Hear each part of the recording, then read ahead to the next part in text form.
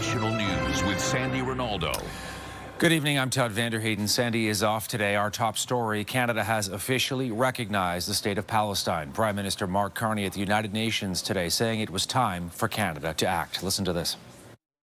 Canada recognizes the state of Palestine.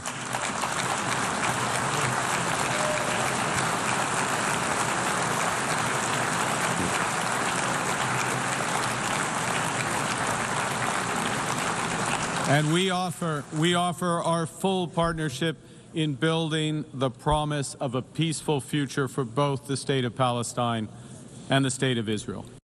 It's a political decision, and for now anyway, mostly a symbolic one. More than 150 countries, though, have officially recognized Palestine. The move by Canada and other G7 countries like the UK and France puts them in conflict with both Israel and the United States. CTV's Judy Trin is at the UN in New York City and joins me now with more on the government's move today. Judy.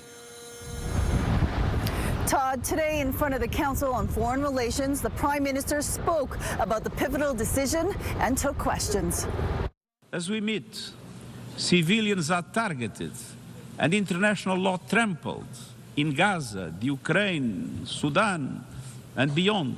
As the 80th session of the United Nations General Assembly opens, growing support for Palestinian statehood dominates the agenda. 3 G7 nations, Britain, France, and Canada, are recognizing the state of Palestine to apply political pressure to end the war in Gaza. We have to push on this now because, as I say, the possibility in absolute violation of the UN Charter and in absolute violation of international law of self-determination for the Palestinian peoples is being erased. Carney says Hamas would not have a role in governance. Instead, Canada, in a coordinated effort with like-minded countries, will work with the Palestinian Authority in the West Bank toward a two-state solution in a plan for peace that could also call for troops. There are many proposals, as I suspect you're aware, from a variety of Arab states, combination of Arab states and European states, to which Canada would be party. It has been nearly 2 years since the October 7th attacks, but Israel's prime minister has vowed not to stop the war until Hamas is eradicated. The starvation and devastation are utterly intolerable. It is not diplomacy. When Hamas is praising this conference and calling it the fruit of October 7th, we know it's a problem. 4 of the 5 permanent members of the UN Security Council, Britain, France, Russia, and China, recognize Palestine, except for the United States. He feels this does not do anything to release the hostages, which is the primary goal right now in Gaza, does nothing to end this conflict and bring this war to a close. And frankly, he believes it's a reward to Hamas. Now, more than 150 United Nations members recognize the state of Palestine, but the country with the most influence on Israel, the U.S., does not. Todd. All right, CTV's Judy Trin at the UN in New York City. Thanks, Judy. In a highly controversial move, President Trump is linking autism in children to the use of Tylenol during pregnancy. It's a declaration that has been debated for years and is being strongly contested today by the makers of Tylenol. We've got all the details on the president's message, reaction from health professionals and families here in our country. Let's start with CTV's Mike Lukather in the Capitol. And Mike, the president coming out at the White House along with his head of Health and Human Services. What are they saying today? Yeah, he was also joined by Dr. Mehmet Oz. Of course, a lot of people would know him from Oprah fame, and Robert Kennedy Jr., who is, as you had mentioned, the health secretary, saying they're going to start the FDA issuing a physician's notice about the use of acetaminophen during pregnancy and essentially warning against it. And they're also going to initiate a label change on that drug. They are saying that there is a link between the use of acetaminophen during a pregnancy for women and neurodevelopment disorders like ADHD and autism. Now, this is something that is from reviewed study that has been coming up now, and they say that this is something that they want to really get rid of, and that they don't want any women to be using it unless they have an extreme fever. That is something that they're saying could be a reason to have it. It's worth noting, Todd, that both the FDA and European Medicines Agency have looked at this evidence and say that the findings are inconclusive. Still, U.S. President Donald Trump made it very clear today what he wants to have happen. Have a listen. Taking Tylenol is not good. All right, I'll say it. It's not good. For this reason, they are strongly recommending that women limit Tylenol use during pregnancy unless medically necessary. That's, for instance, in cases of extremely high fever, that you feel you can't tough it out, you can't do it. I guess there's that. It's a small number of cases, I think. But if you can't tough it out, if you can't do it, that's what you're going to have to do. You'll take a Tylenol, but it'll be very sparingly. All right, Mike, let's get reactions, starting with the American healthcare giant that actually makes Tylenol. What are they saying? Yeah, Kenvue actually has a statement out today. We'll show it to you now. And they say, we believe independent sound science clearly shows that taking acetaminophen does not cause autism. We strongly disagree with any suggestion otherwise and are deeply concerned with the health risk that poses for expecting moms. We have also reached out, Todd, to Health Canada for their reaction to this, seeing how this has only happened in the last 45 minutes or so. We're still waiting for any kind of response from them, and we'll bring it to you when we have it for you. Todd? All right. Mike Lecouture in Ottawa. Thanks so much for this, Mike. Well, we're getting a lot of reaction to this story, the use of Tylenol and whether there's any sort of link to pregnancy. There are many families across the country that have autism in their families. That connection is already having ripple effects as well. CTV's Adrian Gabriel spoke to some of those families being affected.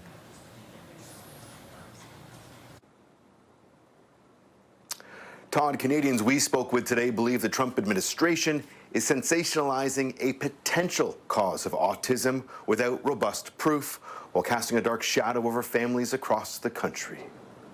When young Luca was just 3 years old, his mother, Christina Kalura, received confirmation of what she already suspected. My thought process automatically turned to not what he can't do, but what he can do. The medical claim being made by the Trump administration has left her fuming. I'm literally shaking as I'm talking about it because it's so scary to think that we're now going to be creating a stigma against moms. What type of stigma do you believe a mother such as yourself could now be facing? What did you do when you were pregnant to cause, and I can't even say it, cause your child to have autism? Kalura isn't alone. When I was pregnant with my daughter, who was on the spectrum, I didn't take any medication at that time, so there was no Tylenol in the mix, and she's autistic. Alina Cameron's daughter, Fiona, is 10 years old. Cameron is the president of the Ontario Autism Coalition. She's also an epidemiologist. There's been language coming out of the United States recently that is very troubling to the larger autism community here in Canada. This study, released by the American Medical Association journal JAMA, investigated use of acetaminophen during pregnancy and children's risk of autism, ADHD, and intellectual disability among nearly 2.5 million children in Sweden. It found that acetaminophen use during pregnancy was not associated with children's risk of autism, ADHD, or intellectual disability in sibling-controlled analyses. The overwhelming consensus is that Tylenol is safe during pregnancy. It is probably the safer alternative. Tylenol is probably safer than many of the other over-the-counter medications like Advil and ibuprofen. For Kalura, she's trying to take the day's news from south of the border in stride. Our main focus should be on the supports and the therapies and supporting our children of all needs and abilities. Christina Kalura asked that we share this quote in hopes that it may help other Canadian families who are struggling on this day. She says, "Autism is a journey I never expected, though I sure do love my tour guide." Todd. All right, CTV's Adrian Gabriel with reaction to that story. Thanks, Adrian. Late-night TV host Jimmy Kimmel will be back on the air tomorrow. It comes nearly a week after his controversial suspension by television network ABC and parent company Disney. The company saying it's a decision we made because we felt some of the comments were ill-timed and thus insensitive. We have spent the last days having thoughtful conversations with Jimmy. Well, the show was pulled over comments Kimmel made after the shooting death of conservative commentator Charlie Kirk. But Kimmel's suspension led to outrage and sparked concerns about free speech in the United States. It appears that today is the day that 400 ostriches in British Columbia will meet their fate. Comes after multiple legal attempts to save them and even some high-profile celebrity support from south of the border. CTV's Abigail Beeman now on the long saga for the ostriches. And Abigail, what's happening at that farm in BC? Todd, the farm spokesperson says by early morning, a convoy of about 70 vehicles, including police and others, were on site. And by late morning BC time, they were waiting to go through search warrants with their lawyer. Today is life versus death. Today, we need to choose life. Universal Ostrich Farm says the dozens of vehicles on site include the RCMP and the Canadian Food Inspection Agency, and there's a command post set up in Edgewood, BC. Hundreds of people have been watching this YouTube live feed of the birds as the day unfolds. The RCMP would only tell CTV News the CFIA is the lead agency. Police are there to keep the peace and enforce the law, while the CFIA did not respond at all by deadline. The farm was anticipating the inspection agency would carry out the call of about 400 ostriches by early this week and put out a call for supporters for help. And during this lengthy saga, the farm has had no shortage of big-name supporters, including the U.S. Secretary for Health, Robert F. Kennedy Jr., who wrote to the CFIA in May hoping to save the ostriches, saying there would be significant value in studying their immune response to avian flu. This all began last December when the CFIA ordered the ostriches to be destroyed following an outbreak of avian flu. The farm spokesperson says it's been more than 200 days with no testing, and the animals have been healthy that whole time. The farm lost its bid to stop the call in federal court and is in the middle of asking the Supreme Court to hear its case, which would include an emergency stay of the call. Todd? Abigail Beeman in Ottawa. Thanks, Abigail. To a spike of drug overdoses in New Brunswick, where police in Fredericton are reeling from more than a dozen on one day alone last week. As CTV's Sarah Plowman found out, there's also growing worry about the deadly drug fentanyl creeping in to street supplies. Mark didn't want to be seen, but wants to be understood. I don't think anybody asked for this. You know what I mean? Really, it's not like you wake up one day and you want to be dependent on anything, right? Especially a substance. He's 38, homeless, and a widow. He turns to fentanyl to try to numb his pain. I got hit by a car here on the Westmoreland Street Bridge 2 years ago. He says he's overdosed 5 times before. It happens so fast that you can't, it's hard to even almost react to it, you know what I mean? Last week, police in Fredericton saw a significant spike in overdose calls. To have 13 overdoses in a 24-hour period in the city the size of Fredericton is not a normal amount of overdoses. This year, police have received dozens more overdose calls compared to last year. We've noted that toxicity levels recently could be increasing. I asked Mark about the fentanyl that led to so many overdoses last week. He thinks he had some of it, but didn't need medical attention. It affects people differently, I guess. Still, he wants people to be safe. Well, regardless whether it's a quality thing or just bad cut, I think you should probably heed the warning if it's gone that far as to your local police department. Fredericton police say they're committed to removing toxic and harmful drugs off the streets, noting they've seized $200,000 worth this year. But also say people shouldn't fear calling 911 if someone's overdosing. Their priority is to save lives, not to charge someone. Todd. All right, thanks very much, Sarah.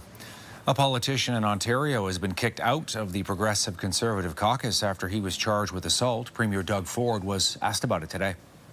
I would go to the Sault Ste. Marie Police. I was informed literally in the parking lot as we're going through here. And yeah, go to the Sault Ste. Marie Police. I don't want to interfere in a police investigation.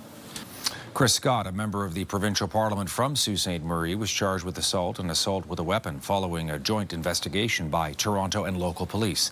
A 35-year-old is in his first term in office and has been released on bail. The Canadian Football League is making some big changes. That includes literally moving the goalposts. Our game must continue to evolve and modernize for our players, our fans, and our partners. The league is moving the goalposts from the front of the end zone to the back. This will allow more touchdowns in the middle, remove an obstruction for players, and create better sight lines for fans. The field is also shrinking from 110 yards to 100. The team benches will be on the opposite sides in every stadium. The league says the changes will create more consistency and allow for more touchdowns. Coming up, seeking shelter from the storm. When a super typhoon unleashes its fury. That's next.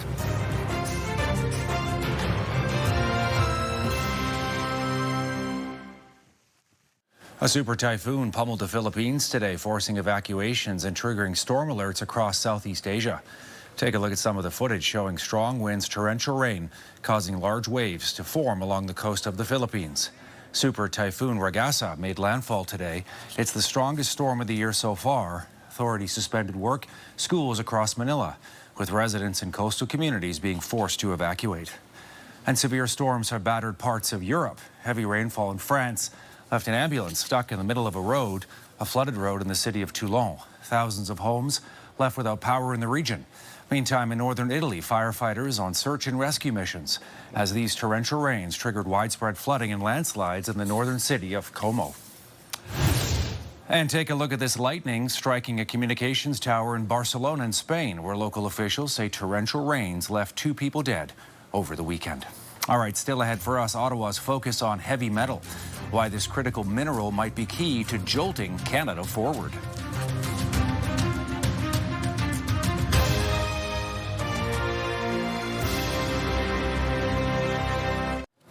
We're tracking a surge in fatal car crashes in Calgary. A new campaign launched to warn people as the number of deaths has skyrocketed in recent years. As you might expect, speed, a big factor. CTV's Kathy Lee is standing by with more. Kathy, on what police are doing to try and get the message out to people.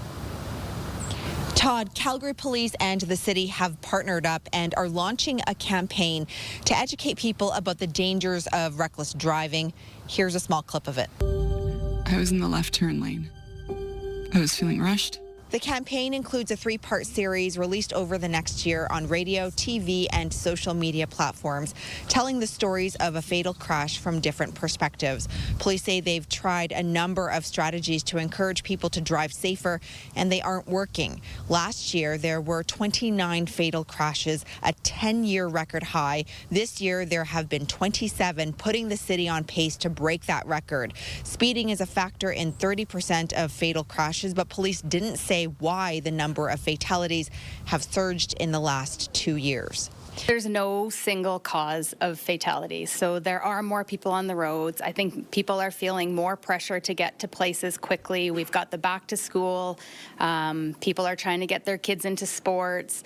There's pressures at work. People's minds are distracted when they're driving. City officials say they are also identifying hotspots where there are high collision trends and using AI to do predictive modeling of where collisions are happening and look at how to prevent them. The campaign launch comes after the province's decision to end the use of photo radar on provincial highways and to limit their use in cities except for school, playground, and construction zones. Todd. Kathy Lee in Calgary. It's time for Canada to think big. That was the message from the Carney government earlier this month with a splashy announcement about 5 so-called nation-building projects. 2 of those projects linked to copper production. CTV's Alison Bamford has more.